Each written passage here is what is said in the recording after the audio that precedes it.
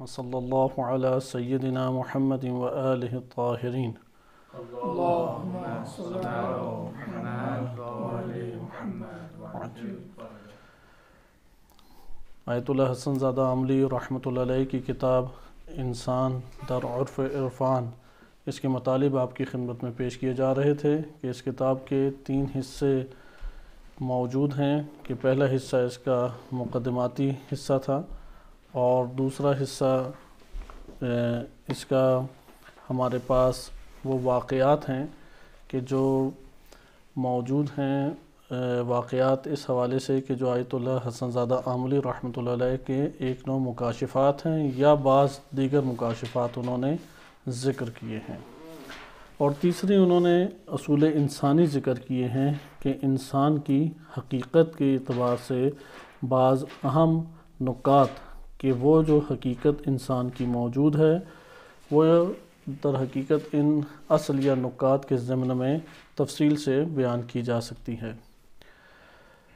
جہاں تک ہم گزشتہ بحث میں پہنچے تھے وہ اصل نمبر 4 تھا، اور انشاءاللہ تعالی بے توفیق الہی آج ہم اصل نمبر 5 بھی شروع کریں گے۔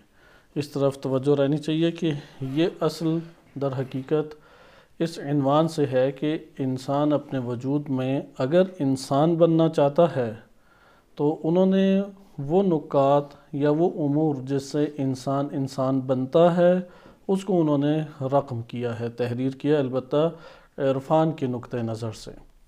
عرفانی نقطہ نظر سے اگر ہم ملاحظہ کریں تو ایک بحث ہماری چل رہی تھی کہ میں اس کا آپ کے سامنے چھوٹا سا حصہ دوبارہ پڑھ دوں تاکہ اصل کتاب آپ کے لیے آشکار بھی رہے اور واضح بھی رہے۔ یہ کتاب جو ہمارے پاس موجود ہے اس میں اصل 4 میں ذکر کرتے ہیں آیت اللہ حسن زادہ عاملی کہ انسان کے جو بدن ہے یہ بدن انسان کا مادی جہان میں ہے، جہاں تک انسان کا نفس ہے اس کا تعلق اس سے بالا تر جہان کے اوپر ہے۔ اس کے اوپر ہماری تفصیلی گفتگو پہلے گزر چکی ہے، لیکن میں اشارتاً آپ کے سامنے انشاءاللہ تعالی امور ذکر کر کے اصل بحث میں آج انشاءاللہ داخل ہوں گے۔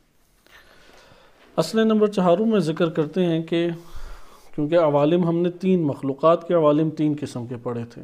ایک عالم ہے عالم مادہ جس میں میرا آپ کا جسم موجود ہے، ایک عالم ہمارے پاس ہے عالم مثال کہ ہم جو تخیلات تصورات کرتے ہیں وہ اس جہان سے تعلق رکھتے ہیں، یعنی آپ جو خواب دیکھتے ہیں، جو خیال کرتے ہیں، ذہن میں بہت ساری چیزیں دوڑ رہی ہوتی ہیں، ذہن میں تصورات آپ کے ہو رہے ہوتے ہیں، یا آپ یہ کہہ سکتے ہیں ذہن میں جو بھی صورتیں آپ دیکھتے ہیں وہ عالم مثال سے تعلق رکھتی ہیں، جسے عالم ملکوت بھی کہتے ہیں، اور اگر قوس سعودی کے اعتبار سے دیکھیں اسے عالم برزخ سے بھی تعبیر کیا جاتا ہے یا قبر سے بھی تعبیر کیا جاتا ہے، اور اگر آپ تعقل کرتے ہیں، عقل سے کام لیتے ہیں تو یہ عالم عقل سے تعلق رکھتا ہے، عالم قیامت سے تعلق رکھتا ہے۔ ہم قبر کو مطالعہ کر رہے تھے۔ قبر کے بارے میں کہتے ہیں کہ انسان کو تمثلات حاصل ہوتے ہیں۔ تمثلات کی تعریف اور اس کے اوپر مباحث آغاز میں بہت تفصیلی گزر چکی ہیں، لہذا اس کو میں دوبارہ اشارتاً آپ کی خدمت میں ذکر کر دیتا ہوں کیونکہ یہ بحث ہمارے اعتقادات سے بھی تعلق رکھتی ہے۔ تمثل کہتے ہیں کہ انسان کا اپنے باطن میں صورت کو دیکھنا، ظاہر میں نہیں، یعنی ظاہری آنکھ سے نظر نہیں آتا، انسان کا باطن میں اپنے، جیسے آپ خواب دیکھتے ہیں تو کہاں خواب دیکھ رہے ہیں؟ کسی اور جہان میں انسان جا کے خواب نہیں دیکھتا۔ آیت اللہ حسن زادہ عاملی رحمۃ اللہ علیہ اس بات کے اوپر تکرار کرتے ہیں اور تاکید کرتے ہیں کہ انسان جو دیکھتا ہے وہ اپنے اندرون میں دیکھتا ہے، باہر کسی جگہ پہ نہیں دیکھتا۔ مثلا آپ خواب میں سورج چاند ستارے دیکھ رہے ہیں یا دن کا ٹائم ہے، آپ مختلف امور انجام دے رہے ہیں، کسی سے گفتگو کر رہے ہیں، کوئی خطرہ لاحق ہو گیا ہے، کوئی خوشگوار چیزیں دیکھتے ہیں، یہ سب کی سب چیزیں کہاں دیکھ رہے ہیں؟ آپ اپنے نفس کے اندر دیکھ رہے ہیں، باہر کچھ دکھائی نہیں دے رہا۔ یہ مطلب آئندہ جو اصل آ رہی ہیں اس میں مزید کھلتا چلا جائے گا، درست ہے؟ کیونکہ جب آپ تعقل کرتے ہیں تو تعقل میں کوئی صورت نہیں بنتی، وہ معنی ہے. بس آپ اب اس کو تقسیم کر لیں. مادی جہان سے جو تعلق رکھتے ہیں اس کے بارے میں سائنس ہمیں بیان کرتی ہے. سائنس کی حدود اس سے آگے نہیں ہیں. سائنس مجردات کے اوپر آ کے ایک نو فیل ہو جاتی ہے. اگرچہ کوانٹم تھیوری جو ہے وہ قریب تر ہے اس کے، لیکن وہ مادے کی حدود کو اور مادے کے لطیف پہلوؤں کو ذکر کرتی ہے. آج کل کے جو ہمارے علماء ہیں خصوصاً جو فلسفے کو پڑھاتے ہیں وہ فزکس میں کوانٹم تھیوری کو بہت مطالعہ کرتے ہیں. جیسے آیت اللہ یزدان پناہ حافظہ اللہ تعالی ہیں کہ تفسیر المیزان کا درس بھی دیتے ہیں. شرح تفسیر میزان، درس خارج ہے تفسیر میزان کا. اور درس خارج علامہ طباطبائی رحمۃ اللہ علیہ کی کتاب نہایت الحکمہ فلسفے کے اوپر معروف ترین درس خارج انہی کا ہے. وہ باقاعدہ مطالعات کوانٹم تھیوری کے کرتے ہیں، کیونکہ ملا صدرہ رحمۃ اللہ علیہ نے ان موضوعات کے اوپر قلم اٹھایا اور طبیعیات کے حوالے سے بعض مباحث لکھی. مثلا آنکھ ہماری دیکھتی ہے یا آنکھ نہیں ہماری دیکھتی، نفس دیکھتا ہے. عرفا اس کے اوپر شدت سے قائل ہے کہ نفس دیکھتا ہے، آنکھ نہیں. آج بھی ہم جو درس آیت اللہ حسن رمضانی کے درس سے استفادے کی فرصت خداوند متعال نے مہیا کی، اس میں یہی والی بحث تھی کہ نفس تک کیسے ایک صورت پہنچتی ہے، کیونکہ نفس میں جو چیزیں ہیں وہ مجرد ہیں، وہ تو مادہ نہیں ہیں. کیا دلیل ہے مادہ نہیں ہے؟ آپ خواب دیکھتے ہیں تو وزن آپ کا بڑھ جاتا ہے. آپ انتقام لیتے ہیں اپنے خیالوں میں، کوئی وزن بڑھ جاتا ہے. آپ اپنے خیالوں میں پانی پیتے ہیں تو آپ کا کوئی پیٹ بھر جاتا ہے. ہاں ایک نوع سیرابی کا احساس ہوتا ہے نفس کو، کیونکہ ساری چیزیں نفس کے پاس ہیں، بدن کے پاس ہے ہی نہیں ہے. بدن کے توسط سے ہیں لیکن نفس احساس کرتا ہے. لہٰذا دقت اس جگہ پہ آپ کیجئے. اب ان کا اس طریقے سے بیان تھا. ملا صدرہ رحمۃ اللہ علیہ نے آ کے بیان کیا. مشاء والے فلسفہ مشاء کی اپنی ایک دنیا تھی اور وہ اپنے طور پہ ایک تشریح کرتے تھے. وہ یہ بیان کرتے تھے کہ آنکھ دیکھتی ہے نہ کہ نفس، اور پھر نفس اس کو مجرد بناتا ہے. تو یہ بڑا ایک مسئلہ ہے کہ مادہ کیسے مجرد بن جاتا ہے، یہ تو آسان چیز نہیں ہے. مادہ لائٹ بن سکتا ہے، لائٹ سے لطیف چیز مثلا نہیں ہے، یا انرجی ہے، یا آپ ایک پاور بھی کہہ سکتے ہیں. وہ پاور بھی بڑی ایک لطیف سی چیز ہے. اگرچہ سائنس حیران اور پریشان ہے ان کی حقیقتوں پہ. وہ اس لیے پریشان ہے کہ وہ ان مادی وجودات کو وجود سے، حقیقی وجود سے قائم نہیں کرتے، جوڑتے نہیں ہیں. جب تک یہ جڑے گا نہیں، سائنس میں یہ سرگردانی، حیرت، تعجب یہ باقی رہے گا سائنسدانوں میں. جب وہ وجود کی بحث سے اسے جوڑ دیں، جو فلسفہ اسلامی نے یا عرفان نے بیان کی ہے، اور وہ افاضے سے جوڑ دیں جو اللہ سبحانہ وتعالی کی طرف سے ایک نور بے معنی وجود، ایک اللہ سبحانہ وتعالی کی طرف سے افاضہ ہو رہا ہے، اس سے اگر قائم کر دیں بہت ساری چیزیں تیزی سے حل ہونا شروع ہو جائیں گی. بہرحال جو مطلب بیان کرنے کا ہے، تمثلات کے بحث کو ہم آج اس اصل چہارم کو انشاءاللہ ختم کرنے کی کوشش کریں گے. آپ اس پہ دقت کریں. وہ بیان کرتے ہیں آنکھ دیکھتی ہے. جس طرح آنکھ کا آج جو سیٹ اپ بیان کیا ہے، پتہ نہیں کتنے 8-10 مرحلوں سے اوپر مرحلے بیان کر دیے ہیں. پہلے بعض فلاسفہ یہ کہتے تھے کہ آنکھ سے نور نکلتا ہے اور تب کچھ دکھائی دیتا ہے.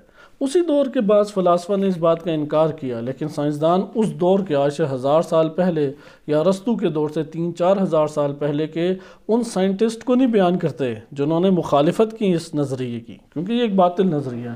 آنکھ سے تو کچھ نہیں نکلتا. آنکھ سے اگر نکلتا ہوتا تو اندھیرا نہ ہمارے لیے ہوتا، اندھیرے میں ہمیں دکھائی دیتا. واضح سی بات ہے کہ باہر روشنی ہے، وہ روشنی آنکھ میں پڑتی ہے، پھر آنکھ مراحل طے کرتی ہے. وہ مراحل آپ کو میڈیکل ڈاکٹر یا کوئی ڈاکومنٹری یوٹیوب وغیرہ پہ آرام سے میسر آ سکتی ہے، آپ جان سکتے ہیں. لیکن وہ آنکھ کہاں پہنچائے گی؟ وہ نفس کو نہیں فوراً پہنچاتی. وہ آنکھ جہاں پہ پہنچا کے رک جائے گی اس کا نام ہے دماغ اور دماغ کے سیلز. صحیح سائنس بھی آج اسے ثابت کرتی ہے. ملا صدرہ رحمۃ اللہ علیہ، یا آپ یہ کہہ سکتے ہیں عرفا اس بات کے قائل ہیں کہ یہاں پہ خصوصاً ملا صدرہ نے اس کو پھر عقلی استدلال سے حل کیا، اور انہوں نے کہا نہیں، دماغ کے آ کے یہ صورتیں، یہ پکچرز یہ رک جاتی ہیں، اس سے آگے نہیں جائیں گی.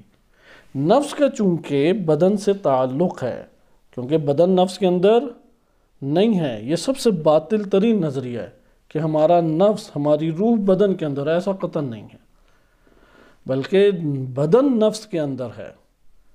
ہوا کمرے میں ہے یا کمرہ ہوا میں ہے؟ کون سی چیز آپ کو محسوس ہوتی ہے؟ ہوا کمرے میں یا کمرہ ہوا میں ہے؟ گھر پورا ہے نا ہوا میں. آپ اگر تشبیہ بھی دینا چاہیں، اگرچہ یہ بھی حق مطلب ادا نہیں کرتا، علماء بیان کرتے ہیں، انشاءاللہ آگے کی اصل میں بھی یہ ذکر ہوگا. نفس جو ہے وہ بدن کو گھیرے ہوئے ہے، نہ کہ بدن کے اندر ہماری روح اور نفس ہے. بدن نفس کے اندر ہے. میں یہ تکراراً جملہ گزشتہ دروس میں بھی کہہ چکا ہوں. بالکل اسی طریقے سے جس طرح شکم مادر میں بچہ شکم میں ہے، شکم بچے کے اندر نہیں ہے، صحیح ہے، بچہ ماں کے پیٹ میں ہے.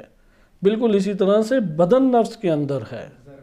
ہاں، بدن کو نہیں محسوس ہوگا، جیسے بچے کو محسوس نہیں ہوتا کہ میں شکم مادر میں ہوں.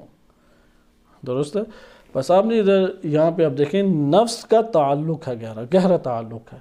ادھر سے نفس اسی جگہ سے ایک تصویر کو اپنے مرتبے پہ ایجاد کرتی ہے، نہ کہ اس کو پکڑ کے خالی کر دیتی ہے. وہ دماغ اور دماغ کے سلز کے اوپر آ کے رک گئی تصویر. آپ آنکھ کے جو ابھی تک میڈیکل نے مراحل طے کیے ہیں، آپ اس کو اگر دقت سے دیکھیں حیران پریشان رہ جائیں گے. وہ کتنی ہی مراحل ہیں، 10-12 مراحل ہیں، وہاں جا کے گم ہو جاتی ہے وہ پکچر، وہ چھوٹے چھوٹے سیلز میں تبدیل ہو جاتی ہے اور پھر دماغ میں آ کے دماغ تک بالآخر پہنچتی ہے اور محفوظ ہوتا ہے. لیکن دماغ میں آ کے رک گیا سلسلہ، مادی سلسلہ دماغ کے آ کے رک گیا. دماغ سے آگے چونکہ نفس کا تعلق ہے، وہ دماغ میں اس چیز کو پڑی رہنے دیتی ہے اور نفس وہاں سے ایک خود تصویر کھینچتا ہے. کس کی قوت سے تصویر کھینچتا ہے نفس؟ اس کا نام ہے عقل. عقل کی قوت خیال، معذرت، قوت خیال وہ کیمرہ ہے. نفس کا کیمرہ کیا ہے؟ قوت خیال. آپ بالفاظ دیگر فی الحال اگر تعبیر ہی استعمال کرنی ہے تو 2 لفظ استعمال کر سکتے ہیں.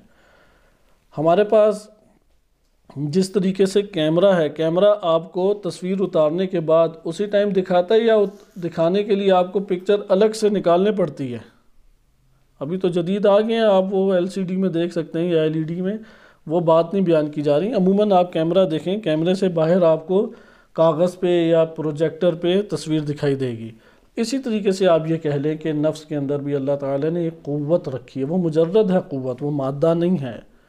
اس قوت کا نام قوت خیال نے کام ہی کیا کرنا ہے؟ تصویر کشی کرنی ہے، تصویر پکڑنی، یعنی تصویریں اتارنی ہیں، تصویریں کھینچنی ہیں.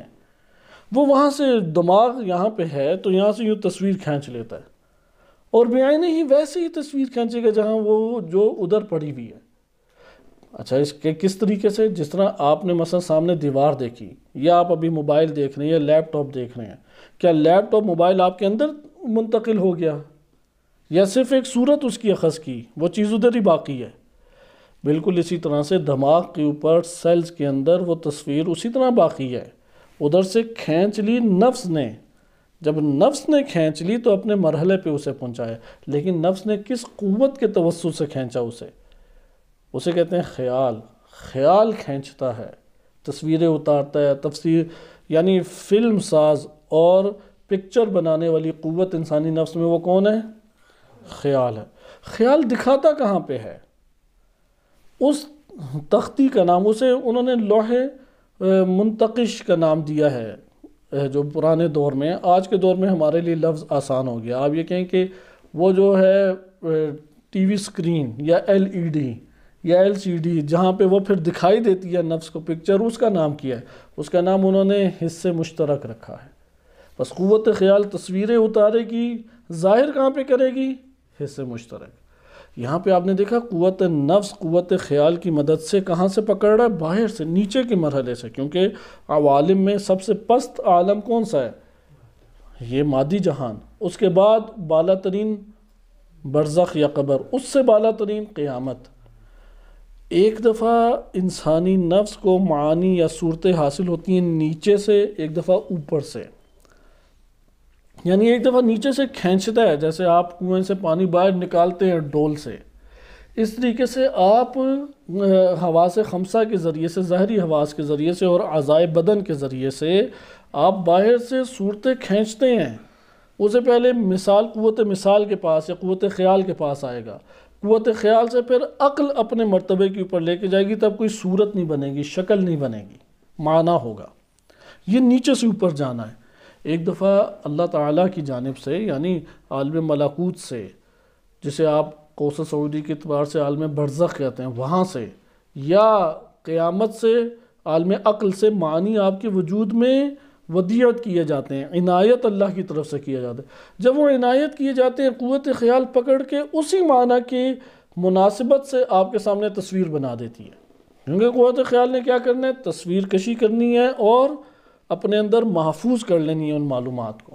اسی لیے آپ دیکھیں کہ بعض اوقات ایسا ہوتا ہے انسان کا 10-12 سال میں پورا بدن تبدیل ہو گیا، وہ سیلز، جن سیلز کی صورت میں وہ پکچر تھی وہ تو دماغ میں تبدیل ہو گئی آپ کے پاس، لیکن ذہن میں اور نفس میں ہے۔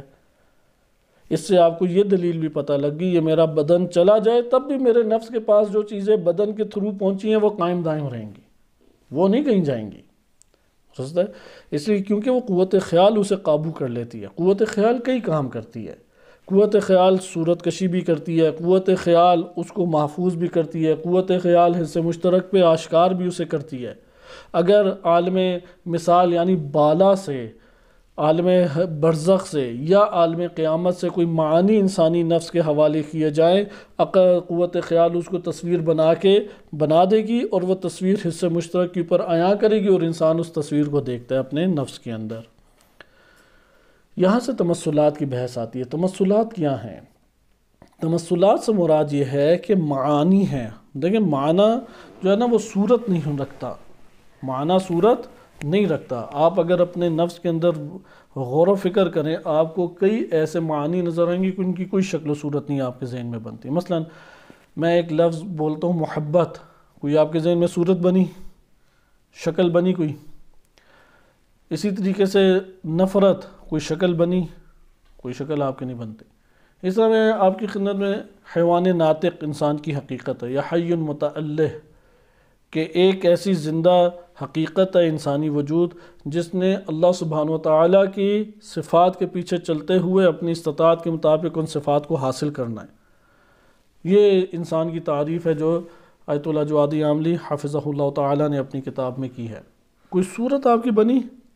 آپ کے والد کی، آپ کے بھائی کی، آپ کے دوست کی، آپ کے جان کی کوئی صورت نہیں۔ یہ ساری عقلی مطالب ہے۔ جہاں صورت نہیں بنتی اسے کہتے ہیں معنی عقل، اسے عالم قیامت سے ربط دیتے ہیں۔ جہاں صورت بنتی ہے اور مادی تمام خصوصیات نہیں ہیں، بعض خصوصیات ہیں، یعنی طول، عرض، ہائٹ ہے، وڈتھ ہے، لینتھ ہے، کلرز ہیں، رنگ ہے، اس کو کہتے ہیں مثال، خیال۔ یہ برزخ سے تعلق رکھتی ہے۔ برزخ میں یہ سب چیزیں اسی طرح موجود ہیں، اور ادھر آ جائیں تو وزن بھی موجود ہے، صحیح ہے، ماس بھی موجود ہے آپ کے اس مادی جہان میں۔ اب قوت خیال کیا کرتی ہے؟ وہ ادھر سے بھی پکڑتی ہے، بالا سے بھی پکڑتی ہے۔ اس کو عرفہ کہتے ہیں نفس کا شکار کرنا۔ شکاری کے پاس جال ہونے چاہیے، تو ہمارے نفس کے پاس جال ہیں، حواس ظاہری ہیں، یہ ہمارا بدن ہے۔ کیا شکار کرتا ہے؟ بعض اوقات گناہوں کو شکار کرتا ہے، فحش چیزوں کو شکار کیا، غلط چیزوں کو شکار کیا، جو نہیں جاننے والی چیزیں تھیں ان کو دیکھنے لگ گیا، سننے لگ گیا اور چکھنے لگ گیا، یا حواس خمسہ سے استفادہ کیا۔ بعض ہیں قوتیں جو نفس کو حاصل ہیں، وہ بھی ان قوتوں کے ذریعے سے بالا شکار کرتا ہے، اگلے جہان میں شکار کرتا ہے۔ بس بعض نفس کی قوتیں ہیں جو اس جگہ پہ شکار کرنے کے لیے ہیں۔ آپ سمجھ لیں کہ کئی بندوقیں ہیں اس کے پاس جس سے اس نے شکار کرنا ہے۔ اس مادی جہان میں شکار کے لیے بھی نفس کے پاس آلات اور قوتیں موجود ہیں، اور بالا شکار کرنا ہے تو تب بھی نفس کے پاس آلات موجود ہیں، اور وہاں سے وہ پکڑ کے اپنے پاس محفوظ کرتا ہے، اپنا حصہ بناتا ہے، اپنے ساتھ اس کو جوڑتا ہے۔ تمثلات ہم نے یہ مطلب پڑھا تھا، ایک معنی انسانی نفس کو حاصل ہوتا ہے، اور وہ معنی جب انسان کو حاصل ہو تو اس کی تصویر کشی قوت خیال معنی کی مناسبت سے عیاں کر دیتا ہے۔ اب وہ جو تصویر کشی قوت خیال نے عیاں اس کے کی ہے، اس کے سامنے لائی ہے، وہ کہاں پہ تصویر بن رہی ہے؟ خارج میں، اس کے نفس سے باہر کسی جگہ، جس طرح یہ مادی اشیاء، مادی حقائق اور مادی وجودات موجود ہیں، اس طرح سے بن رہی ہے، یا نہیں اس کے بدن کے اندر ہی حصے مشترک پہ عیاں ہیں اور وہ ادھر دیکھ رہا ہے، اسے ایسا محسوس ہو رہا ہے میں باہر دیکھ رہا ہوں۔ یہاں پہ کہتے ہیں تمثلات اندر ہوتے ہیں۔ آیت اللہ حسن زادہ عاملی رحمۃ اللہ علیہ تکرار کرتے ہیں اس بات کا اپنی کتابوں میں، تمثلات اندر ہوتے ہیں، وہ باہر نہیں ہوتے۔ آپ کے خواب، آپ کے خیال، جو آپ خیالات ہیں، یہ تمثلات سے عبارت ہو سکتے ہیں۔ صحیح؟ یہ انسان جو ہے وہ بہت سارے بالا سے اگر معنی لے، وہ بیداری میں بھی لے سکتا ہے، جیسے آپ خیالات میں چل رہے ہیں پیدل لیکن بہت ساری چیزیں اپنے نفس کے اندر دیکھ رہے ہیں۔ صحیح ہے؟ یا آپ کو کوئی پریشانی لاحق ہے، میں نے ادھر جانا ہے، فلاں کرنا ہے، فلاں کرنا ہے، آپ نماز پڑھ رہے ہیں، نماز میں الحمد پڑھ رہے ہیں، لیکن حقیقت میں دروازہ بھی کھول چکے ہیں، گلی سے بھی گزر چکے ہیں، گاڑی میں بھی بیٹھ چکے ہیں، بیگ بھی اٹھا چکے ہیں، فلاں جگہ فون بھی کر چکے ہیں، اتنی دیر میں اللہ اکبر نماز ختم ہو جاتی ہے۔ تو یہ جو آپ دیکھنے کہاں دیکھ رہے ہیں؟ باہر تو نہیں دیکھ رہے، باہر تو نماز پڑھ رہے ہیں۔ اس لیے بیداری میں بھی انسان دیکھتا ہے اور خواب میں بھی دیکھتا ہے۔ اس کے اعتبار سے کوئی فرق نہیں ہے انسان کے پاس، اسے دیکھنے کے اعتبار سے کوئی فرق نہیں ہے۔ معنی اس کے پاس تھا، وہ معنی قوت خیال نے اسی کی مناسبت سے کیا کر دیا؟ اس نے آشکار کی، اسے صورت دے دی۔ مثلا اگر انتقام کا مادہ اندر پایا جاتا ہے، انتقام کا، کسی نے آپ کی برائی کی، یا مثلا کسی نے میری برائی کی، یا مجھ سے دشمنی کی، پتہ لگا یار میرے اوپر بالفرض لوگوں میں یہ چیزیں موجود ہیں کہ میرے اوپر جادو کر دیا، جی میرے اوپر فلاں نے جادو کر دیا۔ وہ انسان سستی کاہلی کی وجہ سے کوئی کام نہیں کرتا تو سمجھتا ہے کہ یہ سستی کاہلی جو ہے، میرا نفس تو پرفیکٹ ہے، میں تو کامل ہوں، تو کسی نے جادو کیا اس لیے یہ سارا کچھ ہو رہا ہے۔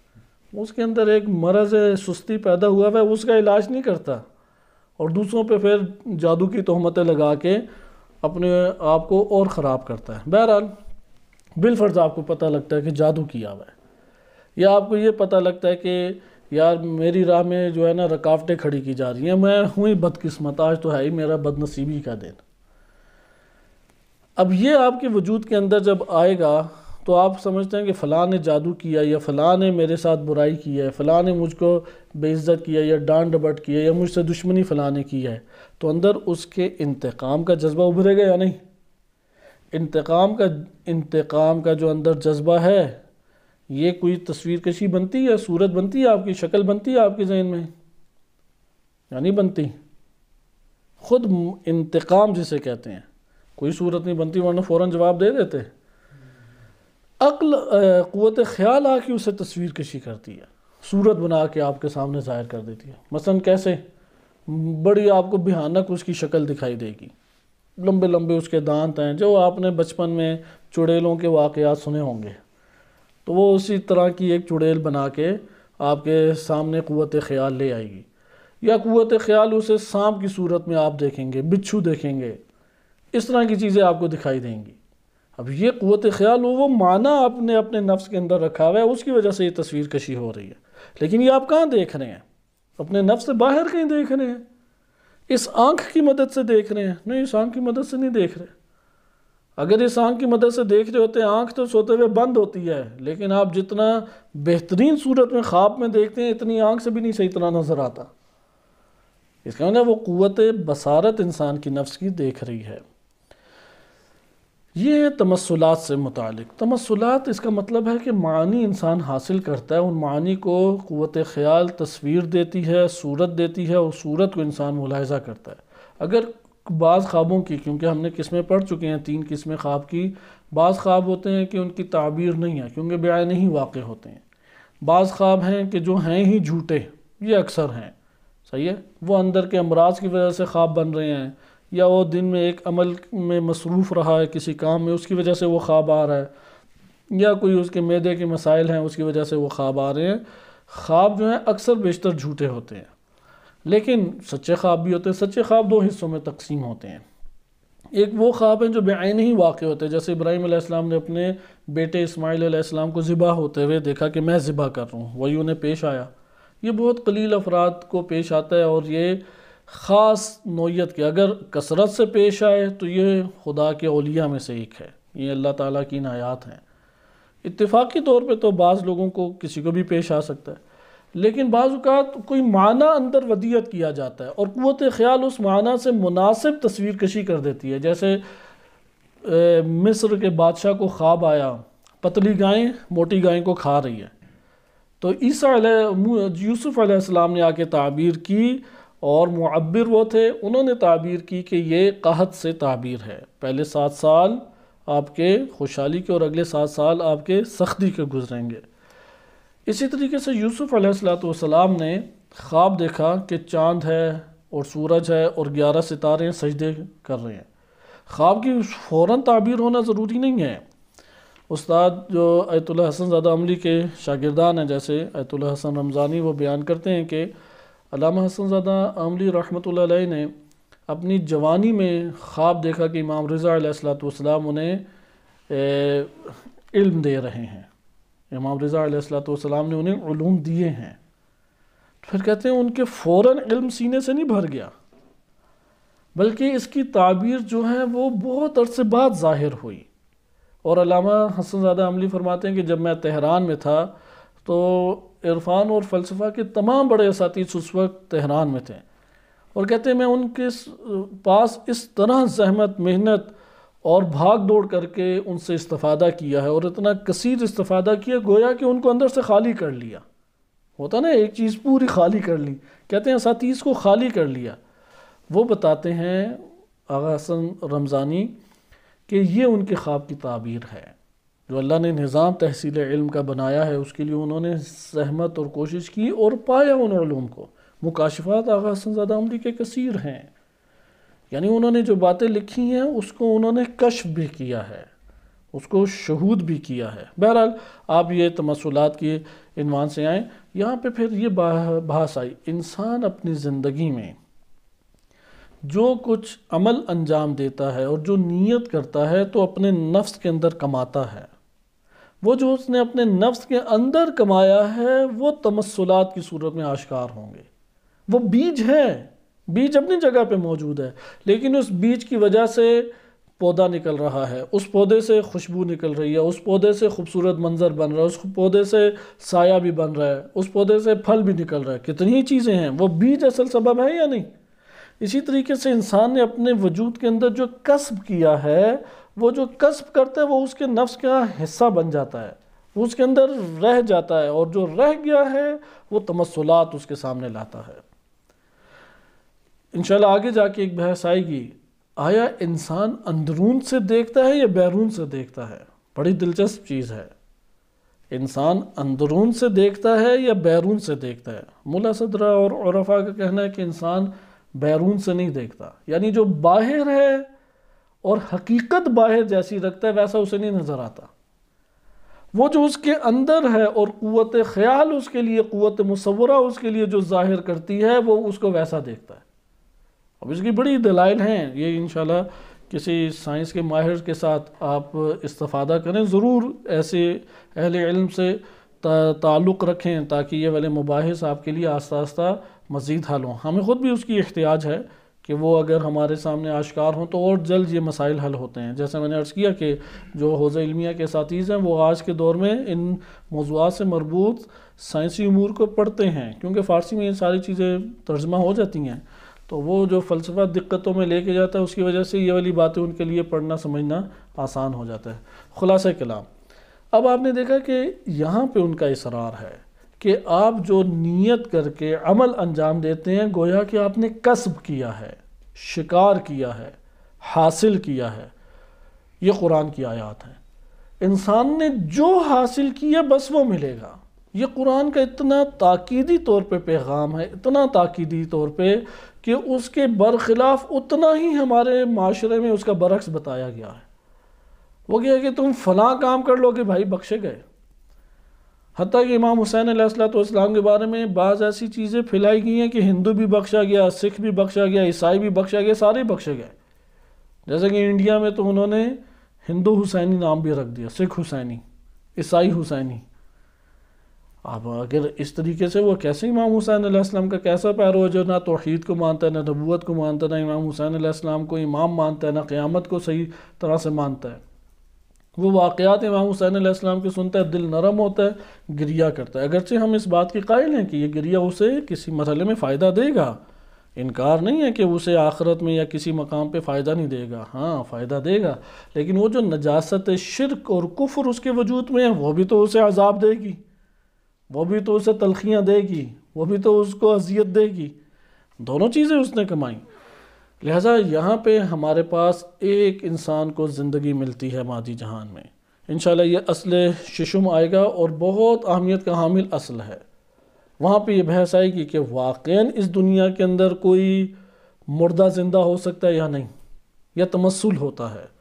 جیسے رجعت کے بارے میں علامہ حسن زادہ آملی اور ان کے اساتذہ اسی بات کے قائل ہیں کہ رجعت جو ہے وہ انہی تمثلات کی صورت میں ہوگا، لیکن وہ اس کی مزید تشریح انشاءاللہ پڑھیں گے۔ سحر قہقرائی کی عنوان سے انہوں نے اس اصل ششم کو بیان کیا ہے اور بہت خوبصورت یہ موضوع ہے۔ آپ اس جگہ پہ کیونکہ ہم بہت زیادہ عرفانی اگر نکات پڑھیں تو ممکن ہے آپ کے لیے قابل فہم نہ رہے، اس لیے آپ اس موضوع کو کیونکہ اعتقاد سے برزخ کی حد تک تمام علماء بھی متفق ہیں، قیامت میں کے عنوان سے کچھ اختلاف پیدا ہوتا ہے، برزخ کے اعتبار سے مسائل پیدا نہیں ہیں، اس لیے تمثلات جو ہمارے وجود کے اندر ہوتے ہیں وہ ہم نے جو کسب کیا، مثلا میں نے کسب کیا غداری، میں نے کسب کیا دھوکہ دہی فریب، جیسے ہوتا ہے نا، مثلا آپ نے مجھے ایک کام دیا، اب میں یا تو وہ دل سے کام کروں گا یا میں وہ کام ٹرخاؤں گا۔ اگر ٹرخاؤں گا تو میں نے کیا کسب کیا؟ فریب، دھوکہ، غداری۔ جب یہ چیزیں میں نے کسب کی تو پھر اجر کی توقع رکھوں، یہ کیسی توقع ہے؟ یا میں امام معصوم علیہ السلام کی زیارت کے لیے گیا کئی اپنے اغراض لے کے، شفا مجھے مل جائے، اگرچہ اس کو بھی کاملا نفی نہیں کی گئی، لیکن ٹھیک ہے کہ وہ والی حیثیت نہیں ہے جو فقط امام کے لیے ہو، اس کی حیثیت اور قیمت ہی الگ ہے۔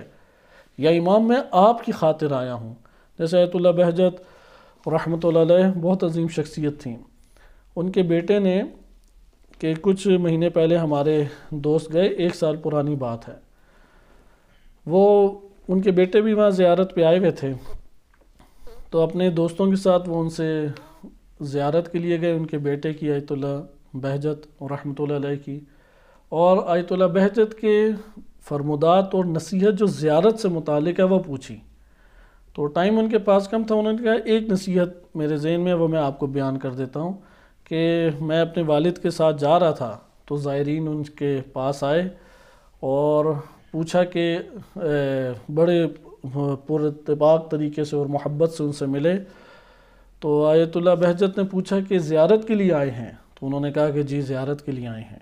کہا کہ زیارت کی؟ تو انہوں نے کہا کہ جی زیارت کی۔ کہا امام رضا علیہ السلام کو دیکھا؟ انہوں نے کہا وہ تو نہیں دیکھا۔ کہا کہ بیداری میں دیکھا؟ کہا نہیں۔ خواب میں دیکھا؟ کہا نہیں۔ تو کہا کہ پھر یہ کو کہ قبر امام رضا کی زیارت کی، نہ کہ امام رضا علیہ السلام کی زیارت کی، اگرچہ امام رضا علیہ السلام اس کو بھی اپنی زیارت ہی شمار کرتے ہیں، لیکن وہ ملاک آپ دیکھیں، آپ جب جا رہے ہیں تو وہاں پہ یہ تقاضا وجود میں رکھیں یا امام میں آپ کی زیارت کے لیے آ رہا ہوں، آپ کی قبر کی زیارت کا شرف حاصل کر رہا ہوں۔ وہ آپ نے جو بیان کیا کہ میں 3 جگہوں پہ آؤں گا، اور معتبر روایت ہے، امام رضا علیہ السلام آئیں گے، یعنی تمثل امام کا ہمارے سامنے آشکار ہوگا اور وہ مدد کریں گے ہماری۔ موت کے وقت ہے، پل صراط ہے، حساب کتاب کے وقت ہے، یہ حاصل ہوگا، لیکن امام رضا علیہ السلام کی زیارت ہوئی نہیں ہوئی۔ اس لیے میں چند حدیثیں اس حوالے سے آپ کی خدمت میں بیان کروں تاکہ یہ معلوم ہو کہ آپ جو کسب کرتے ہیں اس کا کتنا حصہ ہے۔ الکافی میں صحیح السند روایت ہے، اور اس روایت کے تمام اصحاب انتہائی جلیل القدر ہیں، عظمت کے حامل ہیں، جیسے علی بن ابراہیم قمی کہ ادھر ہی قم میں ان کی قبر مبارک ہے، بڑی عظیم ہستی اور محدث ہیں۔ وہ اپنے والد سے نقل کرتے ہیں، ابراہیم بن ہاشم پہلی شخصیت ہیں جو قم میں آئے اور کوفہ کی محدثین کی روایات ادھر قم میں نشر کی۔ قم اس دور میں جب علی بن ابراہیم قمی غیبت صغرا کے ہیں، علی بن ابراہیم قمی، اور ان کے والد ائمہ علیہ السلام کے شاگرد ہیں، اتنی عظیم شخصیت ہیں۔ اس دور میں قم بڑا متشدد ہوتا تھا، اتنا متشدد ہوتا تھا اگر کوئی ضعیف راوی سے، بڑی شخصیت ضعیف راوی سے حدیث نقل کرے اسے قم سے ہی پکڑ کے نکال دیتے تھے۔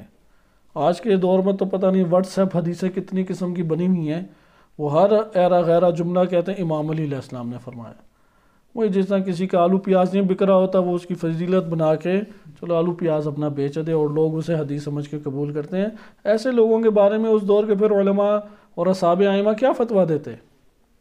بہرحال ان کے والد ہیں ابراہیم بن ہاشم۔ ابراہیم بن ہاشم نقل کرتے ہیں ابن ابی عمیر، بہت عظیم شخصیت ہے محمد ابن ابی عمیر، بہت انہوں نے جیلیں کاٹی ہیں اور بڑی سختیاں کاٹی ہیں۔ نام ان سے پوچھتے تھے، ہارون الرشید نے انہیں گرفتار کیا کہ امام صادق علیہ السلام کے خاص اصحاب بتاؤ جو ان سے علم حاصل کرتے ہیں۔ شیعہ، انہوں نے زبان نہیں کھولی، کئی مہینے یا چند سال وہ جیل میں انتہائی سخت ترین اذیت کاٹتے رہے لیکن زبان نہیں کھولی۔ محمد بن ابی عمیر وہ نقل کرتے ہیں ہشام بن سالم سے، عظیم شخصیت ہیں، وہ امام صادق علیہ السلام سے۔ اور یہ جو روایت میں آپ کی خدمت میں سنا رہا ہوں یہ اہل سنت کتب میں بھی معتبر طریقے سے صحیح سند احصائے ستہ میں موجود ہے یہ روایت۔ امام صادق علیہ السلام فرماتے ہیں رأی المؤمن ورؤیاہ، مومن کی رائے اور مومن کا خواب، فی آخر الزمانے، آخری زمانے کا جو مومن ہوگا۔ ہم آخری امام کی، آخری زمانے کی آخری امت ہیں، نبی صلی اللہ علیہ وسلم کی تسلسل امت کا آخری جز ہیں، اس لیے ہمارے اوپر یہ آخری الزمان حتماً و حتماً صدق کرتا ہے۔ رأی المؤمن ورؤیاہ فی آخر الزمان، آخری زمانے میں مومن کا خواب اور مومن کی رائے، علی 70 جزءا من اجزاء النبوہ، نبوت کے 70 اجزاء ہیں، اس میں سے 70واں جز یہ ہے، یا نبوت کے 70واں جز، 69 جز تو نہیں ہمارے پاس، ایک جز نبوت کا ہے، کیونکہ نبوت اللہ کی طرف سے عطا ہوتی ہے، یہ خواب اللہ کی طرف سے اسے عطا ہوا، اس کو قوت خیال نے تمثل بنایا، اس کو صورت کشی کی، تصویر دی، اب اس تصویر کے پیچھے معنی کیا ہے اس کے لیے معبر کی ضرورت ہے اگر وہ سچا خواب ہو۔ عموماً جھوٹے خواب ہوتے ہیں، دقت کریں پتہ لگ جاتا ہے یہ جھوٹے خواب ہیں، اضغاث الاحلام قرآن کریم نے انہیں کہا ہے، لیکن اگر سچا خواب ہو جو بالا سے اللہ تعالیٰ نے انسانی نفس میں ڈالا ہے اور اس کو قوت خیال نے تصویر کشی کی، اب تصویر ہم دیکھ رہے ہیں، نہیں سمجھ آ رہا معنی کیا، احساس ہوتا ہے کہ یار یہ جھوٹ نہیں ہو سکتا، کچھ ہے اس کے پیچھے، وَإِلَّا ہر خواب کی نہیں پیچھے پڑ جانا چاہیے۔ اس لیے آپ نے ادھر ملاحظہ کیا کہ اجزاء النبوہ اجزاء نبوت میں سے ہیں۔ یہاں ایک اور روایت ہے، یہ بھی صحیح سند ہے کہ امام رضا علیہ السلام فرماتے ہیں ان رسول اللہ صلی اللہ علیہ وآلہ کان اذا اصبح، جب وہ صبح کرتے، صبح اٹھتے، قال لاصحابہ، اپنے اصحاب کو فرماتے تھے، هل من مبشرات، کوئی ہے مبشرات، کیا مطلب مبشرات، یعنی بہ الرؤیا، جس نے خواب دیکھا ہو، کیونکہ پاکیزہ افراد آس پاس ہوتے تھے، صبح کا وقت ہوتا تھا، نماز فجر ختم ہوئی، تعقیبات ختم ہوئیں، تو جو نبی صلی اللہ علیہ وسلم نماز شب سے ان کے ہمراہ ہیں اور رسول اللہ کی اقتداء میں ان کی سیرت کے مطابق سارے عمل انجام دے رہے ہیں، تو ان اصحاب کو فرمایا کرتے تھے کہ حل من مبشرات، کسی نے دیکھا خواب، یعنی کسی کو حقائق اللہ تعالیٰ نے عطا کیے ہیں، اس لیے حقائق اللہ کی طرف سے عطا ہوتے ہیں، الہام ہے، اسی طرح رؤیا صادقہ بھی انہیں کہتے ہیں۔ یا ایک اور روایت ہے، یہ بھی معتبر اور صحیح سند روایت ہے، امام باقر علیہ السلام فرماتے ہیں کہ ایک شخص آیا نبی صلی اللہ علیہ وسلم کی خدمت میں اور اللہ عز و جل کا یہ فرمان پوچھا، لہم بشرا فی الحیات الدنیا، لہم البشرا فی الحیات الدنیا، دنیاوی زندگی میں ان کے لیے بشرا ہے، پاکستانی بشرا نہیں، یہ قرآنی بشرا ہے، اس کا مطلب بشارت ہے۔ بعض اوقات وہ فوراً ہندی پاکستانی بشرا کی طرف ذہن چلا جاتا ہے، یہ لہم البشرا فی الحیات الدنیا، کہ دنیا کی زندگی میں، دنیاوی زندگی، دنیا کی زندگی ترجمہ غلط ہے، یہ موصوف صفت ہے، مضاف مضاف الیہ نہیں، دنیاوی زندگی میں ان کے لیے کیا ہے، بشرا، بشارت ہے، بیان کیا نبی صلی اللہ علیہ وسلم۔ اس شخص نے اس آیت کا پوچھا، یہ سورہ یونس آیت نمبر 65 ہے۔ حضرت صلی اللہ علیہ وسلم نے فرمایا بشرا سے مراد ہے الرؤیا الحسنہ، خوبصورت خواب، بہترین خواب، یرى المؤمن، مومن اسے دیکھتا ہے، فیبشر بہا فی دنیاہ، اس کی دنیا میں اس کو بشارت دے دی جاتی ہے، اس کی دنیا میں اسے بشارت دے دی جاتی ہے۔ یہاں پہ ایک واقعہ چھوٹا سا سناؤں جو معتبر ہے، قابل وثوق ترین افراد سے اور معروف بھی ہے۔ آیت اللہ خوئی رحمۃ اللہ علیہ عظیم مرجع تقلید گزرے ہیں، اور اس دور میں سید علی قاضی طباطبائی رحمۃ اللہ علیہ و رضوان اللہ تعالی علیہ بہت عظیم شخصیت، تمام عرفاء کے استاد ہیں، وہ ہوا کرتے تھے۔ مشہور حوض نجف میں یہ تھا کہ جو سید علی قاضی طباطبائی رحمۃ اللہ علیہ سے استفادہ کرتا ہے وہ مجتہد نہیں بن سکے گا، کیونکہ اتنے وظائف دیتے ہیں اور اتنے ورد اور اذکار دیتے ہیں کہ اس میں مشغول رہے تو کہاں وہ اجتہاد تک پہنچے تھا۔ اس لیے ان سے لوگ بڑے بڑے اساتذہ جو فقہ اصول اور مراجع ہیں وہ کاٹ بھی دیتے تھے اچھے طلاب کو، اور وہ اس طرح خبر نشر کر کے افراد کو ان کے پاس بھی نہیں جانے دیتے تھے۔ بہرحال آیت اللہ خوئی رحمۃ اللہ علیہ ایک مدت نہیں گئے ان کے پاس، تو ان کے شاگرد ہیں سید عبد الکریم کشمیری اور دیگر شاگردان آیت اللہ قاضی طباطبائی کے، وہ آیت اللہ خوئی سے بھی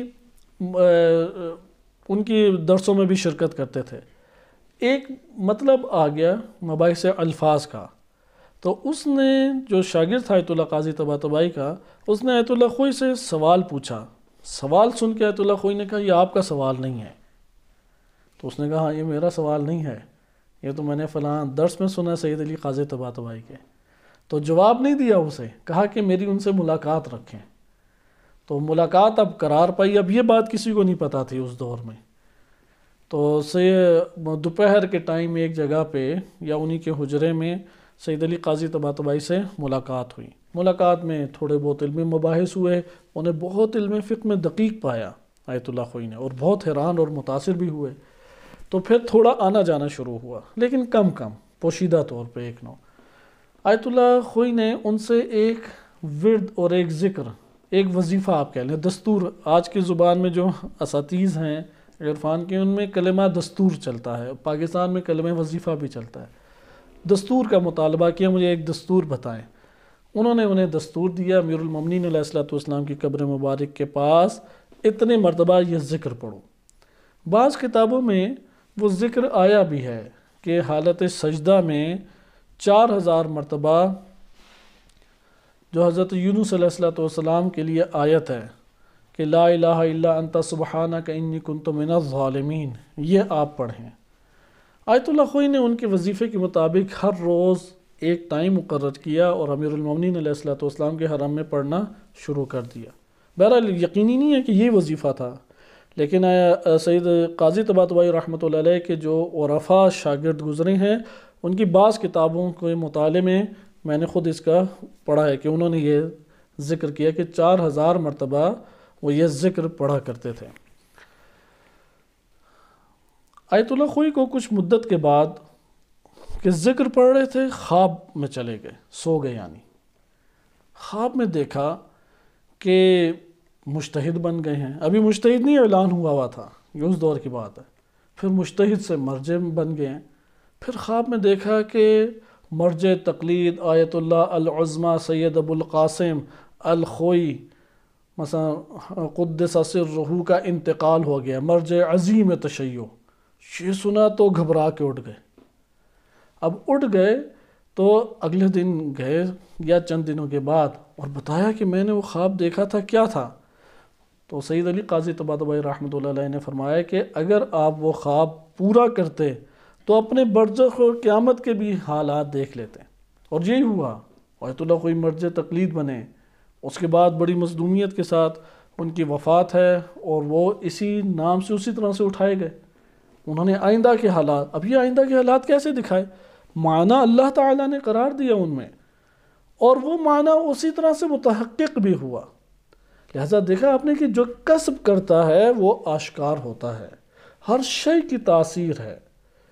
اسی طرح ایک درس میں استاد بیان کر رہے تھے کہ یہ والی بحث چل رہی تھی اسماء الہی، دقیق ترین مباحث میں سے ہے اسماء الہی۔ آپ ابھی اس میں لفظی کے اوپر ہی آئیں، بعد میں انشاءاللہ دیکھیں ہر اسم کا اثر ہے، ہر اسم کا۔ مثلا اب یا محیو یا ممیتو، اس کو آپ پڑھنا شروع کر دیں، آپ اس سے ایک تعلق اپنے نفس میں قائم کرنے، یا رازقو یا باسطو یا حبیبو، مختلف اذکار ہیں، مختلف اسماء ہیں، ان کا ذکر شروع کر دیں، اسی سے تعلق آپ کا جڑتا جائے گا، اور وہ آپ اپنے وجود میں اس کے ایک اثرات مرتب دیکھیں گے۔ اب رجب کے بھی آئے ہیں 1000 مرتبہ لا الہ الا اللہ پڑھنا، 10,000 مرتبہ لا الہ الا اللہ پڑھنا، آپ پڑھ کے دیکھیں ایک اثر اپنے وجود میں پائیں گے۔ علامہ حسن زادہ عاملی رحمۃ اللہ علیہ ذکر کرتے ہیں کہ ان کے شاگردان، یہ شاگردان جن کی میں بیان کر رہا ہوں خود انتہائی بوڑھے ہو چکے ہیں، ایک عمر انہوں نے کاٹی ہے علامہ حسن زادہ عاملی رحمۃ اللہ علیہ کے ساتھ۔ تو یہ آیت اللہ حسن رمضانی حافظہ اللہ تعالی خود انہوں نے ذکر کیا، اور دوسرے جو استاد ہیں آیت اللہ ضیائی حافظہ اللہ تعالی انہوں نے بھی ذکر کیا۔ آغا حسن رمضانی کہتے ہیں کہ میں بیٹھا ہوا تھا سید علامہ حسن زادہ عاملی رحمۃ اللہ علیہ کے پاس، تو انہوں نے میرے سامنے ذکر کیا، کوئی مطلب آیا پڑھتے ہوئے یا میں نے سوال پوچھا تو کہا کہ میں ایک دن گیا علامہ طباطبائی رحمۃ اللہ علیہ کے پاس، سید محمد حسین طباطبائی صاحب میزان کے پاس۔ تو صاحب میزان نے مجھے ایک بات کی، کہا کہ جو اپنے خیالات کی جتنا تحفظ کرتا ہے اتنے شفاف حقائق کو دیکھے گا، جتنا تحفظ بڑھتا چلا جائے گا اتنے شفاف تر اس کے خواب اور خیالات اور حقائق کو دیکھنا ہوتا چلا جائے گا۔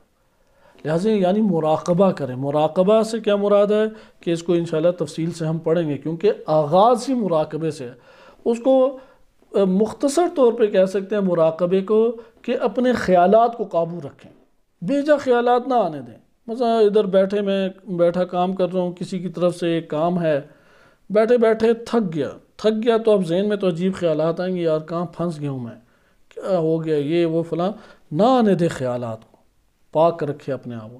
یا کوئی اور آپ مورد رکھ لیں، گھر میں مہمان آ گئے، انسان خود تھک گیا، یا خاتون خانہ ہے وہ ہر روز خدمت شوہر اور بچوں کی خدمت کر کر کے تھک جاتی ہے، مرد میں تو 2 دن کا حوصلہ نہیں ہے، تو ہر روز چائے بنائے، ہر روز کھانا کھلائے اور بچوں کو پیش کرے، واقعاً ایک جہاد ہے، اور اس کا اجر بھی اللہ تعالیٰ نے کثیر رکھا ہے۔ تو بہرحال تھک جاتا ہے انسان، خاتون تھک جاتی ہے، اب ذہن میں تصورات آئے، کیا ہے، کہاں پھنس گئی ہوں میں، کیا یہ کیسے لوگ ہیں، کاش یہ ہوتا، کاش فلاں ہوتا۔ نہ اپنے ذہن میں ان خیالات کو آنے دے، قابو رکھے تو بیجا اندر احساسات نہیں ابھریں گے، وہمیات نہیں ابھریں گی، جذبات نہیں ابھریں گے۔ خیال کو اپنے قابو رکھے، نہ بیجا چیزوں کو آنے دے، اتنے شفاف ترین حقائق کو دیکھے گا۔ لہذا یہ ہمارے پاس تمثلات کی بحث آتی ہے۔ آئیں اب آپ اس سے متعلق ایک مطلب کو دیکھیں کہ آپ نے یہ رؤیا کے حوالے سے دیکھا کہ یہ باب ہی بڑا خوبصورت ہے، اس کا الکافی میں پورا ایک چیپٹر ہے، اس کے اندر ساری اسی موضوع سے حدیثیں وابستہ ہیں، لیکن ہم اسے آگے دیکھتے ہیں۔ نبی اکرم صلی اللہ علیہ وسلم کی روایت ہے من لا یحضر الفقی میں، جلد نمبر 2 صفحہ 585 میں، 585 میں شیخ صدوق رحمۃ اللہ علیہ نقل کرتے ہیں، اور یہ بھی صحیح سند روایات میں سے، صحیح سند روایت سے امام رضا علیہ السلام نے یہ نقل کیا کہ امام رضا علیہ السلام نے، اور اس کی سند بھی امام رضا علیہ السلام نے اس طرح ذکر کی، حدثنا ابی، مجھے امام موسیٰ کاظم علیہ السلام نے بتایا، ان کو میرے جد نے امام صادق علیہ السلام نے بتایا، ان کو ان کے والد نے امام باقر علیہ السلام نے بتایا کہ نبی صلی اللہ علیہ وسلم نے فرمایا قال من رآنی فی منامہ، جس نے خواب میں مجھ کو دیکھا، فقد رآنی، اس نے یقیناً مجھے دیکھا، لأن الشیطان لا يتمثل فی صورتی، میری صورت میں شیطان متمثل نہیں ہو سکتا، ولا فی صورت احد من اوصیائی، یہ حصہ اہل سنت کتب میں نہیں، اس سے پہلے والا ہے، اور میرے جو اوصیاء ہیں 12 ائمہ علیہم السلام، ان میں سے بھی کسی ایک کی صورت میں شیطان نہیں آ سکتا، ولا فی صورت و صورت واحدۃ من شیعتہم، اور جو حقیقی شیعہ ہیں، حقیقی شیعہ، ان کی صورت میں سے بھی کسی صورت میں متمثل نہیں ہو سکتا۔ ان الرؤیا الصادقہ، سچا خواب، جزء من 70 جزءا من النبوہ، نبوت کے 70 جز میں سے ایک جز ہے، 70، یہ اللہ کی طرف سے یہ عنایت ہے۔ جب آپ نے یہ سن لیا تو آئیں اب ہم ایک اور اہم مطلب دیکھتے ہیں، اور وہ یہ ہے کہ ہمارے پاس بعض ایسے واقعات موجود ہیں کہ ائمہ اہل بیت علیہ السلام کو مختلف قسم کی آزمائشوں سے گزرنا پڑا۔ مثلا امام موسیٰ کاظم علیہ السلام کے دور میں ایک فرقہ نکلا ہے واقفیہ، علی بن حمزہ بطائنی نے ایجاد کیا، وکیل تھا، خاص وکیل جس کے پاس سارے اموال ہوتے تھے، تو مختلف چیزوں کا شکار ہو۔ ان میں سے ایک اسماعیلی فرقہ بھی تھا۔ امام صادق علیہ السلام کے بڑے بیٹے تھے جناب اسماعیل، تو وہ ان کی زندگی میں ہی فوت ہو گئے۔ تو اب ایک گروہ نکلا ہے، اس نے کہا کہ نہیں، اسماعیل امام مہدی ہیں۔ تو یہاں پہ ایک کمال الدین میں روایت وارد ہوئی ہے، اس روایت کے کلمات آپ دیکھیں۔ امام علیہ السلام فرماتے ہیں کہ امام صادق علیہ السلام کے پاس یہ واقعہ، یا میں شروع سے آپ کے سامنے پڑھ بھی دیتا ہوں کہ جاءنی رجل، کہ ولید بن صبیح کہتے ہیں ایک شخص میرے پاس آیا اور قال علی تعال، اس نے کہا یہاں پہ آؤ، حتی اوریکا ابن الرجل، اس شخص کے بیٹے کو میں تمہیں دکھاؤں۔ قال فصحبت معه، میں اس شخص یہ ولید کے ساتھ چلا گیا کہ دیکھوں۔ اس شخص سے مراد ہے امام صادق علیہ السلام کے بیٹا اسماعیل میں دکھاتا ہوں، حالانکہ وفات پا چکے ہیں۔ فجاء بی الی قوم، وہ دیکھا ان کے ساتھ یہ آیا ایک جماعت کے پاس، یشربون فیہم اسماعیل بن جعفر، دیکھا کہ اس گروہ کے اندر اسماعیل بن جعفر وہ پانی پی رہے ہیں۔ فخرجت مغموما، میں بڑا غمناک نکلا۔ فجئت الی الحجر، اور حجر اسود خانہ کعبہ میں اس کے پاس آیا۔ فاذا اسماعیل بن جعفر متعلق بالبیت یبکی، دیکھا وہاں پہ وہ خانہ کعبہ کے پردے کے ساتھ جڑے ہوئے گریہ اللہ کی بارگاہ میں کر رہے ہیں۔ قد بل استار الکعبہ بدموعہ، اور اسماعیل بن جعفر کے آنسوؤں سے وہ پردہ سارا کا سارا تر ہو گیا، وہ کپڑا ہے نا جو خانہ کعبہ کے اوپر چڑھایا ہوتا ہے وہ تر ہو گیا۔ فخرجت اشتد، اور مجھے حیرت ہوئی اور اس سے بھی زیادہ غمگین ہو کے میں ادھر سے نکلا۔ فاذا اسماعیل جالس مع القوم، اب باہر نکلا تو وہ پھر اپنی قوم میں موجود ہے۔ فرجعت فاذا هو آخذ في استار الكعبہ، پھر میں واپس آیا تو دیکھا کعبے کے ساتھ موجود ہیں۔ وقد بلہ بدموعہ، اور وہ کعبے کا کپڑا وہ بھیگا ہوا ہے۔ فذکرت ذلک لابی عبداللہ علیہ السلام، میں نے امام صادق علیہ السلام سے ماجرا ذکر کیا، یہ کیا ہے مسئلہ؟ ادھر جاؤ تو ادھر اسماعیل نظر آتے ہیں آپ کے بیٹے، ادھر جاؤ ادھر نظر آتے ہیں، یعنی وہ اپنی امامت کی طرف مجھے گویا کہ بلا رہے، اور میں جانتا ہوں امام موسیٰ کاظم علیہ السلام ہیں۔ تو یہ انہیں غم تھا کہ یہ کیا ہے ماجرا۔ فقال، امام صادق علیہ السلام نے فرمایا، لقد ابتلی ابنی، میرے بیٹے کو مبتلا کیا گیا ہے بشیطان، شیطان سے، یعنی شیطان خود ان کے بیٹے صالح ہیں، اسماعیل ایک مرتبہ رکھتے ہیں، بلند مرتبہ، پاکیزہ شخصیت تھی۔ یتمثل فی صورتہ، شیطان ہے اسماعیل کی شکل میں، تمثل اختیار کرتا ہے اور وہ تمہارے سامنے آ رہا ہے، اس لیے اس کے اوپر اعتماد نہ کرنا۔ شیطان تمثل اختیار کرتا ہے انسان کے سامنے، لہذا آپ نے بعض اوقات دیکھا ہوگا کہ ایک چیز ہے، ایک گناہ ہے، اس کی بڑی خوبصورت تصویر کشی شیطان کر کے بتاتا ہے۔ وہ کون تصویر کشی کر رہا ہے؟ ایک شیطان انسان کے نفس کے اندر ہے، ہر انسان کے ساتھ ہے، حتیٰ کہ بعض روایات میں وارد ہوا ہے تمثیل کے طور پہ ہے، یہ اس کی تحلیل کرنے کی ضرورت ہے۔ نبی صلی اللہ علیہ وسلم فرماتے ہیں کہ میرے نفس کے ساتھ جو شیطان تھا میں نے اسے مسلمان کر لیا، اپنے انڈر کر لیا، عصمت کے اوپر ان کے دلیل ہے۔ لیکن ہر انسان کے ساتھ ہے، ایک بیرونی شیطان ابلیس ہے، دونوں ایک ہی کام کرتے ہیں، دونوں کا کام ایک ہی ہے۔ شیطنت صرف تصویر کشی انسان کے لیے منفی قسم کی کرتی ہے، مثبت نہیں، وہ بتاتی ہے اس طرح کر لو، اس طرح کر لو، فلاں فلاں کام کرو۔ لہٰذا آپ نے اس جگہ پہ ملاحظہ کیا کہ تمثل بعض اوقات اس انداز میں بھی ہوتے ہیں کہ انسان شیطان ہے تمثل کرتا ہے، یہ ایک تفصیلی مزید پہلو رہ جاتا ہے۔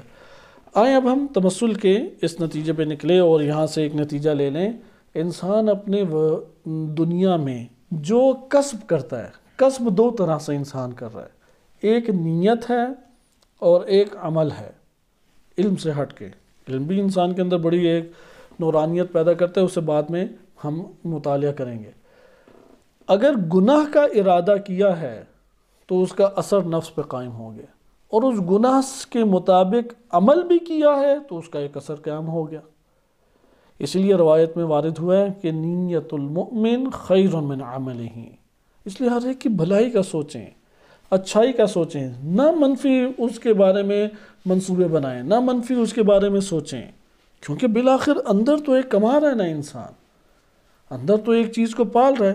جیسے حضرت امام صادق علیہ السلام فرماتے ہیں کہ الکافی کی روایت ہے، عیسیٰ ابن مریم نے جم کیا اپنے حواریوں کو، اور یہ کئی دفعہ میں روایت سنا چکا ہوں کیونکہ اہمیت کی حامل ہے، اس لیے تکرار کر رہا ہوں، کیونکہ قبر آپ کی اندر جو بویا ہے وہ بیج ہی آپ کے سامنے اگائے گا چیزیں، جیسے یہ آنکھ آپ کی دیکھتی ہے، نہ کہ ستارے اس طرح کے جیسے اوپر موجود ہیں، آنکھ ہے جو دیکھ رہی ہے، ٹمٹما رہے ہیں، اس لیے اندر سے انسان دیکھتا ہے۔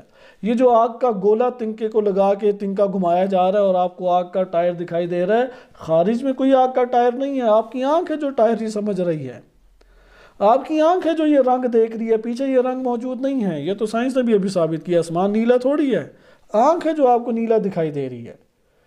پانی آپ کو کیوں نیلا دکھائی دیتا ہے؟ پانی جو کہ نیلا نہیں ہے، آنکھ ہے کہ جو اس کو دیکھتی ہے، اس کا بھی ایک نظام ہے۔ رنگوں کی دنیا بڑی پیچیدہ دنیا ہے، اس کا اپنا ایک نظام ہے، ایٹم کے ساتھ اس کا ربط ہے، پھر ایٹم کے اندر اس کے جو اجزاء ہیں ان سے ربط ہے، ان سے ایک یا خاص جز سے مثلا رنگ پیدا ہوتا ہے، نظام ہے ایک، وہ ایک الگ بحث۔ یہاں پہ بھی آپ اپنی اس دنیا کے اندر جو خواب اور خیال دیکھتے ہیں، جو کسب کیا اس کو دیکھتے ہیں، نہ کہ جو حقیقت ہے وہ ویسی آپ کو دکھائی دے دیتی ہے۔ اسی طریقے سے آپ جب برزخ میں چلے جائیں گے تو برزخ میں جو دیکھیں گے وہی دیکھیں گے جو کسب کیا ہے، لہٰذا منفی چیز نہ کسب کرے، منفی چیز کسب کی تو منفی چیزیں ہی سامنے آئیں گی، مثبت چیزیں سامنے نہیں آئیں گی۔ لہٰذا اپنے نفس کے اندر نیت ہے، نیت مومن اس کے عمل سے بہتر ہے، اور عمل انجام دے لے تو سخت ضرب اندر پڑ جاتی ہے، نیکی کی ہو یا بدی کی ہو۔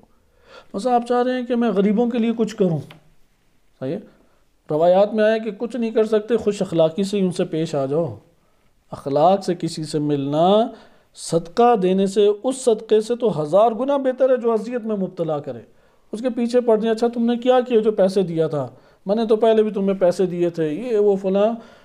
قرآن میں آیات باقاعدہ وارد ہوگی کہ اگر تم نے اسے پیسہ دے کے اذیت میں مبتلا کرنا تھا تو تم نے دیا کیوں پیسہ؟ اس سے بہتر تو کوئی اچھا جملہ اس کے سامنے بول دیتے، اس کا دل خوش ہو جاتا۔ اس لیے یہ والے کام نہ کرو۔ یا وہ لوگ کہ جو اپنے سفید پوش لوگ ہیں، عزت آبرو کو چھپائے ہوئے ہیں، دیکھنے میں امیر نظر آتے ہیں، پیچھے سے بیچاروں کے پاس کچھ کھانے پینے کا بھی صحیح سامان نہیں ہے، ان تک پہنچو، ان کو عنایت کرو، شریفانہ طریقے سے، مہذب بہترین طریقے سے۔ اس کے اثرات بہت گہرے ہیں، خدمت خلق کے اثرات بہت ہی گہرے انسانی نفس میں پڑتے ہیں۔ والدین کی خدمت کرنے سے اس جگہ پہ پہنچا جہاں پہ انبیاء نے جن جنتوں میں رہنا ہے۔ روایات وارد ہوئیں، داؤد علیہ السلام کے بارے میں پوچھا کہ کون ہے جو میرا ہمسایہ ہے، اللہ تعالیٰ نے بندے کے پاس بھیجا، اول وقت عبادت انجام دیتا تھا اور ماں کی جا کے خدمت انجام دیتا تھا۔ بڑے حیران ہوئے، اور تو کوئی اس میں خاصیت نہیں ہے، اس عمل کی وجہ سے اللہ نے کہاں پہنچایا۔ اس لیے یہ عرض کیا جاتا ہے کہ ولائے اہل بیت، محبت اہل بیت، اس کا اثر الگ ہے، البتہ اعتقاد امامت کے ہمراہ۔ یہ بڑا حساس ائمہ علیہ السلام کے دور میں مسئلہ رہا ہے، کیونکہ فرقے مختلف نکلتے رہے اور حق پرست جو فرقہ تھا، گروہ تھا، اس کو مشخص کیا۔ اس اعتقاد کے ساتھ اہل بیت کی محبت جو خوبصورتی لائے گی، جو سکون لائے گی، جو اذیتیں ختم کرے گی، کوئی اور چیز نہیں ہے۔ امام حسین علیہ السلام کے مصائب کا اہتمام کیا۔ وہ جو باتیں بتائی کی جاتی ہیں وہ تمثلات میں سے ایک تمثل ہے۔ مثلا جناب سیدہ سلام اللہ علیہ کسی جگہ پہ آ سکتی ہیں، لیکن تمثل ہے، نہ کہ ان کا بدن شریف قبر سے نکل کے ادھر آ گیا، ایسا نہیں ہے۔ یا روح مبارک ادھر سامنے آپ کے حاضر ہوگی، روح انسان آنکھوں سے نہیں دیکھی جا سکتی۔ تمثل یعنی تمثل بھی ایک ذات کرتی ہے، جیسے شیطان تمثل کر رہا ہے۔ اہل بیت علیہ السلام بہت ولایت رکھتے ہیں، بہت، اللہ تعالیٰ نے اپنا خلیفہ انہیں قرار دیا ہے، وہ اپنے آپ کو ان تمثلات کی صورت میں حاضر کر سکتے ہیں۔ جیسا کہ امیر المومنین علیہ السلام 40 گھروں میں نظر آئے، وہ سارے یہی سمجھ رہے تھے کہ ہم امام علی علیہ السلام کے ساتھ بیٹھے ہیں، آپ کو محسوس نہیں ہوگا۔ جیسے آپ کو نا پیاس سخت لگی ہو، گرمیاں بھی شدید ہوں، دوپہر کا وقت بھی ہو اور روزے نہ ہو، روزے میں تو وہ نہیں، سامنے پانی بھی نظر آ رہا ہو تو نہیں پیتا، اسے روڈ پہ پانی نظر آتا ہے یا نہیں، کہتا ہے یار چلو ادھر سے گاڑی گزرے گی تو کچھ تو ٹھنڈک پڑے گی۔ وہ جیسے جیسے گاڑی آگے جاتی ہے وہ پانی آگے ہی بڑھتا چلا جاتا ہے۔ اب یہ آنکھ پانی دیکھ رہی ہے یا نہیں؟ یہ تمثل اس کے لیے، یہ تمثل اسی کی مانند ہے، خارج میں کچھ نہیں ہے، یہ آنکھ نہیں دیکھتی، آپ کو لگ رہا ہوگا خارج میں کوئی چیز ہے، صحیح؟ ایسی چیزیں بہت عموماً ہوتی ہیں، مثلا آپ نے کوئی ڈرانی فلم دیکھی، یا جن ہیں، جن علماء کو بھی ہضم نہیں ہوتے، علماء کے سامنے بھی بیان کریں تو رات کو جن آ جاتے ہیں۔ ہمارے مدرسے میں کئی ایسے واقعات ہوئے ہیں، لائٹ پاکستان میں شاذ و نادر ہوتی تھی کچھ پہلے، خصوصاً اطراف کے علاقوں میں، تو 8 بجے مثلا لائٹ چلی جاتی تھی، سردیوں کے دن ہوتے تھے، واش روم تھوڑے پیچھے کی جانب تھے، تو آدھی رات کو ایک طالب علم مثلاً ایک اٹھا، وہاں سے اب وہ واپس آ رہا ہے، چادر اوڑھ کے ٹوپی پہن کے جانا پڑتا تھا، ٹھنڈ اتنی شدید ہوتی تھی، اور وہ تھا بالکل بیابان میں، کوئی آس پاس دیوار بھی نہیں تھی، اور دہشت گردیاں بھی تب بہت زیادہ ہوتی تھی، اور مدرسہ بھی تھا تو خدشہ بھی زیادہ، انسان کو ڈر ہی لگا رہتا تھا۔ تو وہ اب آدھی رات کو آ رہا ہے، تو وہ نکلا واش روم سے، تو ادھر ایک لمبی سی دیوار تھی، اس نے وہاں سے کسی نے چادر زور سے کھینچی، اس نے چادر اتاری اور تیزی سے بھاگ گیا، اور چند آوازیں بھی عجیب و غریب خطرناک سے نکالی، جا کے دیکھا تو وہ چادر جو ہے وہ سیمنٹ کے کسی چیز کے ساتھ پھنسی تھی۔ اب وہ اس کے ذہن میں تمثل تھا، یار پیچھے سے کوئی آیا ہے اور اس نے مجھے پکڑنا چاہا، کیونکہ درخت بھی بڑے گھنے اس کے اوپر تھے، تو اس نے پیچھے سے یوں زور سے پکڑ کے کھینچا ہے۔ اب یہ دیکھیں اس کو کیسا محسوس ہو رہا ہے، گویا کہ خارج میں کچھ ہوا ہے، جبکہ خارج میں کچھ بھی نہیں ہوا، عقل قوت خیال نے اس کے سامنے آشکار کیا یہ ساری چیزیں۔ اس لیے قوت خیال کو بڑا سمجھیں، قوت خیال تصویر کشی بس کرتی ہے۔ اب اس نے اپنے وجود میں ڈر ڈالا ہوا تھا، کس معنی کو اس نے تصویر دی ہے؟ ڈر کو۔ جیسے محبت کو بعض اوقات تصویر کشی کرتی ہے، مثلا اچانک محبت کا احساس ہوا والدہ کی، تو والدہ کے وہ والے واقعات جو ہے فوراً خیال بنا کے سامنے لے آئے گا، بڑے خوشگوار ہیں، بیٹھے رہتے سب بہن بھائیوں کے ساتھ، یا اس طرح کی دیگر چیزیں۔ لہذا یہ آپ نے تمثلات دیکھے کہ جو کسب کریں گے وہ انسان پائے گا، تمثلات کی صورت میں بھی پائے گا، اجر تو پھر الگ چیز ہے جو قرآن نے بیان کیا، اور ہم گزشتہ درس میں وہ آیات کریمہ پڑھ چکے ہیں کہ جس میں یہ بیان کیا گیا ہے کہ تم حقیقت میں اپنے عمل کو ہی دیکھو گے۔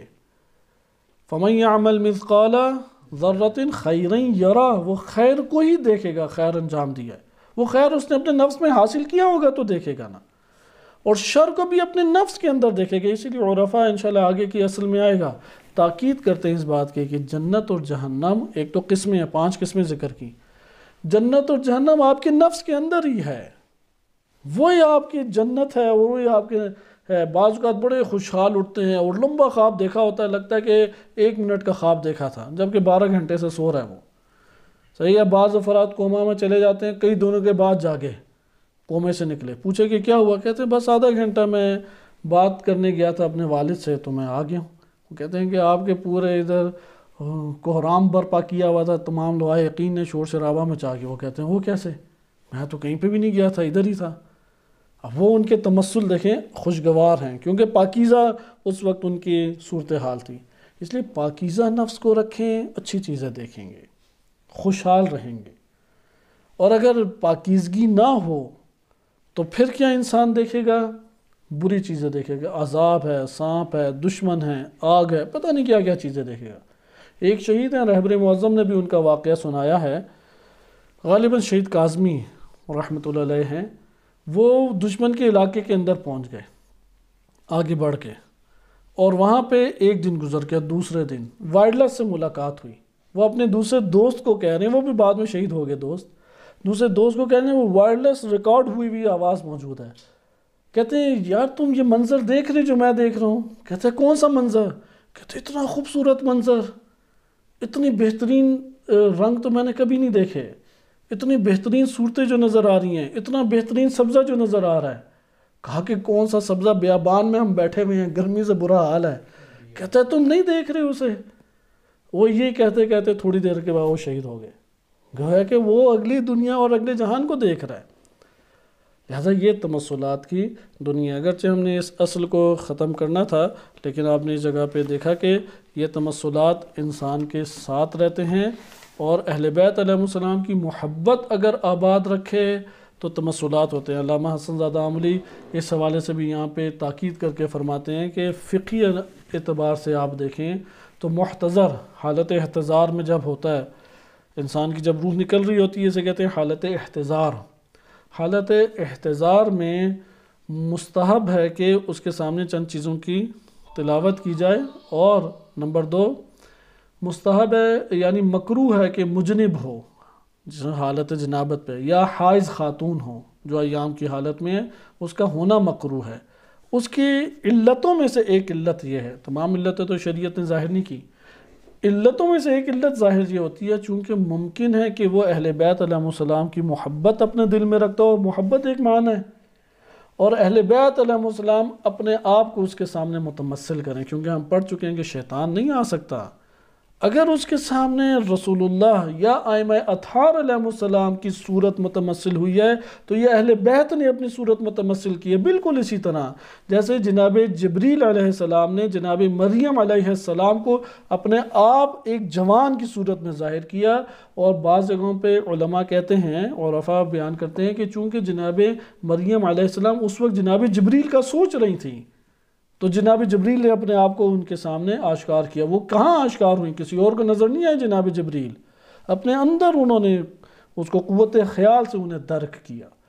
اس لیے محتضر جب ہوتا ہے حالت احتضار میں، یہ محبت اس کے لیے باعث بنتی ہے کہ اہل بیت علیہ السلام اس کے پاس تشریف لاتے، لیکن تمثل کی صورت میں، اور وہ پاکیزہ ایک مقام ہے۔ پھر علامہ حسن رضا عاملی فرماتے ہیں کہ یہ محتضر کے ساتھ خاص نہیں ہے، یہ توفیق ہر انسان کو نصیب ہے اپنی زندگی میں، وہ اپنی محبت کو اپنے وجود کے اندر حقیقی معنی میں برپا کرے اور اپنے نفس کو پاکیزہ کرے۔ پاکیزہ نفس کو پاکیزہ اور قوت خیال کو جتنا طاہر کرے گا اتنا پاکیزہ چیزیں وہ دیکھے گا۔ قوت خیال کو طاہر کرے، اس کا یہ ایک تفصیلی موضوع ہمارے پاس بن جاتا ہے، قوت خیال کیسے پاک اور طاہر ہو۔ آغا حسن صمدی عاملی حافظہ اللہ تعالی خاص شاگرد ہیں علامہ حسن زادہ عاملی رحمۃ اللہ علیہ کے، وہ نقل کرتے ہیں کہ اگر کوئی قوت خیال کو پاک کرنا چاہتا ہے، اولاً تمام واجبات کے اوپر عمل کرے، محرمات سے اجتناب کرے، یہ پہلا سٹیپ ہے۔ دوسرا سٹیپ جو سب سے گہری تاثیر رکھتا ہے، سب سے گہری تاثیر، وہ یہ ہے کہ روزہ رکھے۔ اگر روزہ نہیں رکھتا تو بھوک کی حالت میں ضرور اپنے آپ کو رکھے، کچھ گھنٹے کچھ وقت بھوک کی حالت میں رکھے، یہ نفس کی شہوات کو کچل کے اندر سے رکھ دیتی ہیں۔ روزہ اتنی طاقت رکھتا ہے، روزہ اس لیے اللہ تعالیٰ کی مہمان نوازی کیا ہے، کون سے ماہ رمضان المبارک کو کیا کہتے ہیں؟ ضیافت اللہ، اللہ کی مہمان نوازی، اللہ کے مہمان ہیں۔ یہ کیسی مہمان نوازی ہے؟ جو اللہ نے حلال کیا تھا وہ بھی حرام، اور ساری بہترین لذات وہ اللہ نے حرام قرار دے دی۔ یہ کیسی مہمان نوازی؟ حقیقت میں مہمان نوازی ہے، وہ جو نفس کو اندر ملتا ہے وہ ہماری سوچ اور فہم سے بھی بالا تر ہے۔ انشاءاللہ تعالی اس کے بقیہ مطالب اگلے درس میں ملاحظہ کریں گے۔ صلی اللہ علیہ سیدنا محمد و آلہ طاہرین۔